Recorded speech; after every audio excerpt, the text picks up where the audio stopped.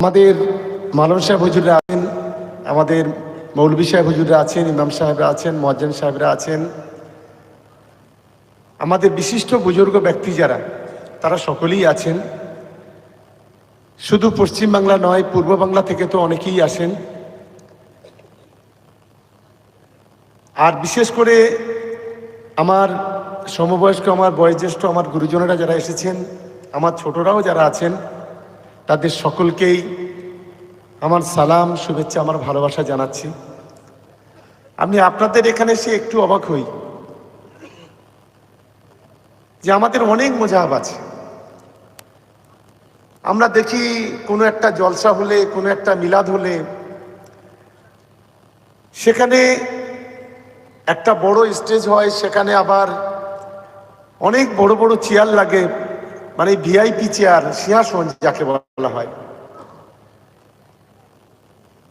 নানান রকম ভাবে কারুকার্য করতে হয়, এসবগুলো দেখি। কিন্তু আমি যখন প্রতি বছর এখানে আসি, আমার শ্রদ্ধা বেড়ে যায় আপনাদের প্রতি, আপনাদের মজাবের প্রতি, যে একটা স্টেজ বলে কিছু নেই, নিচে মাটিতে বসে আমার শ্রোতারা যেমন আছে, তেমনি বক্তারা তেমন এখানে বসে আছেন, সাধারণ মানুষ যেমন আছেন, আমাদের মাওলানা সাহেব হুজুররা বসে আছেন। এর জন্য আমি আরো একবার সালাম, আরো একবার শ্রদ্ধা, আমি ভালোবাসা জানাচ্ছি। এবং সবচাইতে ভালো লাগে যে আমি যখন আসছিলাম, আমরা দেখেছি, আমাদের এখানে হিজবুল্লাহ আছে, যখন ইসালে সওয়াব হয়, মাংস থেকে শুরু করে যা যা সব থাকে। কিন্তু এখানে আমি দেখলাম শুধুমাত্র আলুর দম, হাজার হাজার মানুষ, লক্ষ লক্ষ মানুষ এখানে খাওয়া দাওয়া করছে। তাই আমি অত্যন্ত আপনাদের মুজাহাবকে শ্রদ্ধা করি। শুধু একটা বিষয় আমি সকলকে অনুরোধ করব, আমাদের হুজুর কেবলা সাহেব বলছিলেন যে বিনা পয়সা দিন দুনিয়া, একেবারে ঠিক। এটা একমাত্র আমাদের আজান গাজী হুজুরের যারা মুরিদরা আছেন, একমাত্র তারাই কিন্তু নিঃস্বার্থে ইসলামটাকে যেভাবে আপনারা প্রচার করছেন, তার জন্য সত্যি আমরা খুবই খুশি।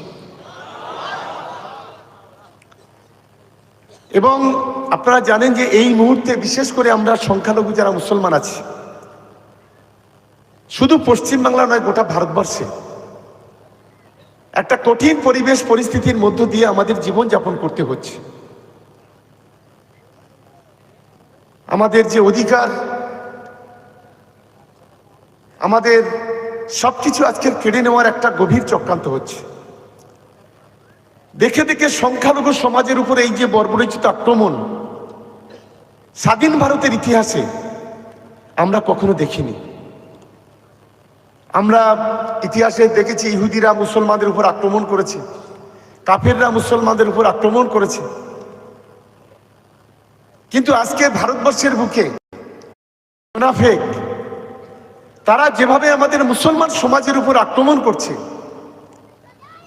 এটা আমাদের কাছে, আমাদের সোসাইটির কাছে, আমাদের সমাজের কাছে, আমাদের কমিউনিটির কাছে একটা মস্ত বড় চ্যালেঞ্জ।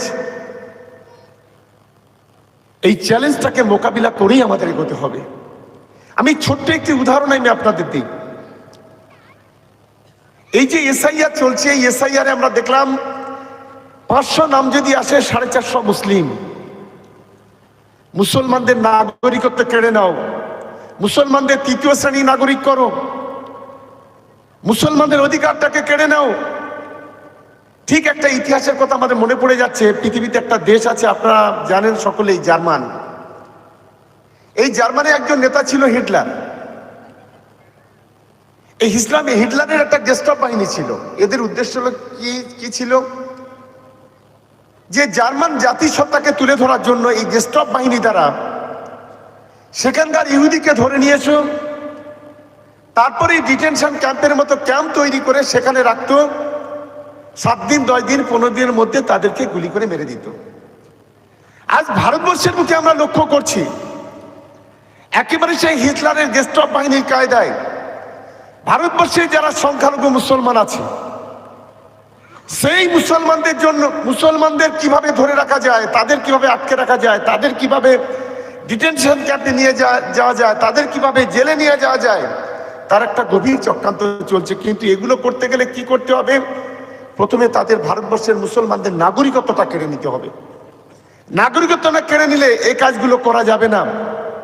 তাই আজকের অনেক চক্রান্ত, অনেক ষড়যন্ত্র করে আজকে সংখ্যালঘু মুসলমানদের উপরে যে বর্বরচিত আক্রমণ, আমি আমার সমস্ত মুসলমান ভাই সারা বাংলা সহ গোটা দেশে যারা আছে তাদেরকে বলবো, সকলে মিলে আমাদের সজাগ হতে হবে, সতর্ক হতে হবে, ঐক্যবদ্ধ হতে হবে।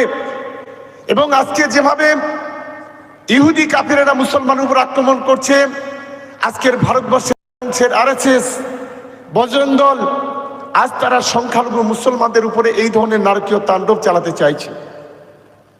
আমি মনে করি, আচ্ছা একটা জিনিস দেখুন তো, আপনারা এখানে যারাই বসে আছেন, আমাদের আগের প্রজন্ম যারা, কারোর 6টা 7টা 8টা 10টা 12টা ছেলে মেয়ে, তাদের প্রত্যেকের বাড়িতে নোটিশ চলে এসছে।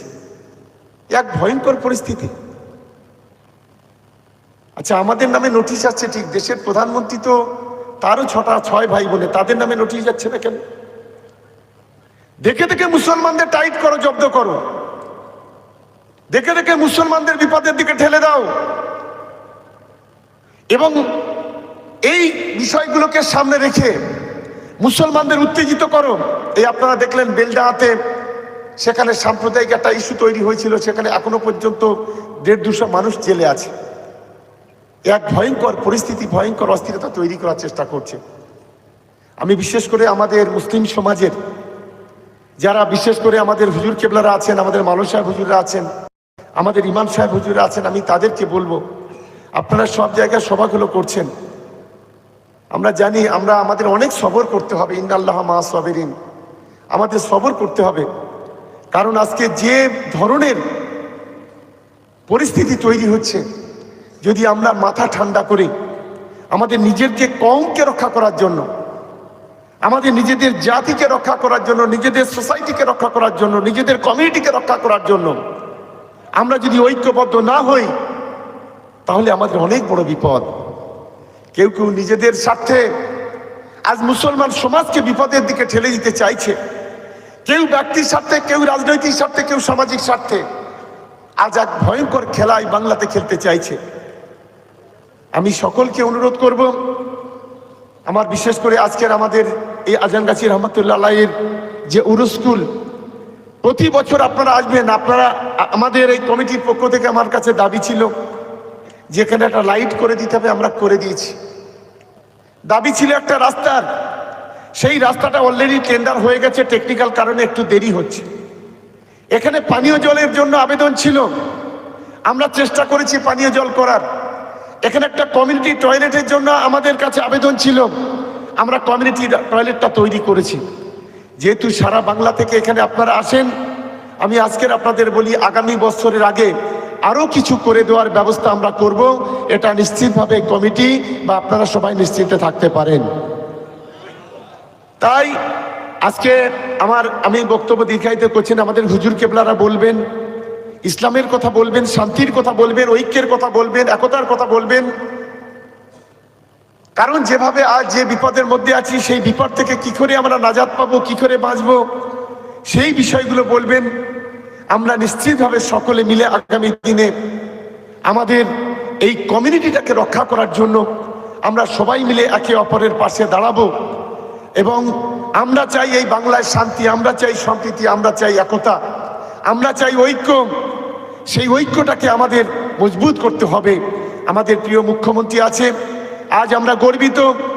আজ আমরা মুসলিম হয়েও, সংখ্যালঘু হয়ে আজকের উত্তরপ্রদেশের মতো আমাদের আজকের ঘর বাড়ি জমি জায়গা ছেড়ে চলে যেতে হয় না। আমাদের সংখ্যালঘু হওয়ার অপরাধে আমাদের মা বোনেদের ধর্ষিত হতে হয় না।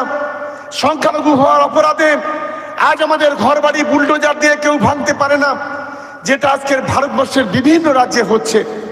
তাই আশা করব যে আগামী দিনে আপনারা, আমরা সকলে মিলে, আমরা সবাই মিলে জাতি ধর্ম বর্ণ নির্বিশেষে আমরা যেন এই বাংলাকে শান্তি সম্প্রীতি রক্ষা করতে পারি, এই আশা রেখে সকলকে আরো একবার সালাম, শ্রদ্ধা, ভালোবাসা জানিয়ে আমার বক্তব্য শেষ করছি। আসসালামু আলাইকুম। সবাই ভালো থাকবেন, সবাই সুস্থ থাকবেন।